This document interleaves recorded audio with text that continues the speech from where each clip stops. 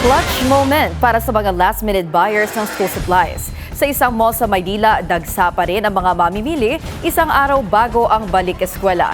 Yan ang Agenda Weekend Report ni John Rizcalata ng Abante. Pasukan na bukas pero busy pa rin sa pamimili ang ilang parents at mga estudyante.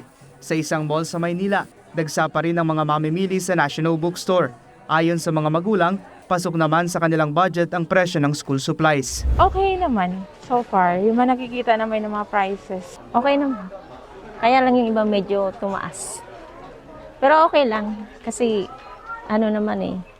maganda naman ang quality. Ang National Bookstore ay hindi naglalagay ng price.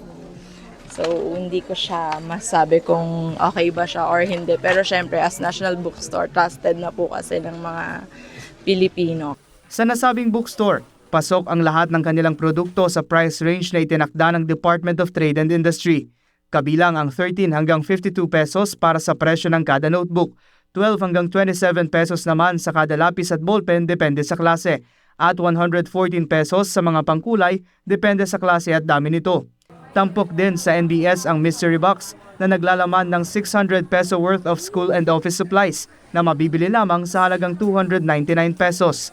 Inaasahan ng pamunuan ng NBS na magtatagal pa hanggang sa mga susunod na linggo ang pagdagsa ng mga school supplies buyers. Gayon din sa buwan ng Hulyo kung kailan inaasahan naman ang pasukan para sa mga college student. Samantala, handa na ang Manila Police District o MPD sa pagbubukas ng klase bukas at mahigit 1,600 na pulis ang ipakakalat sa iba't ibang paaralan sa lungsod para tiyakin ang kaligtasan ng mga estudyante, guro at magulang. Sa ngayon, ayon kay MPD spokesperson Major Philip Ines, wala silang namomonitor na anumang banta sa seguridad para sa balik eskwela. Para sa Agenda Weekend, John Rizcalata, Abante.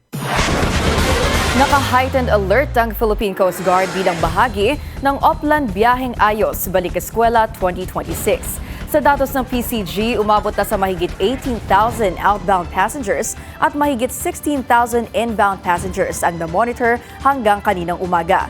Mahigit 5,000 frontline personnel din ang ipinakalat para bantayan ang mga operasyon sa karagatan at tiyakin ang maayos na paggalaw ng mga pasahero.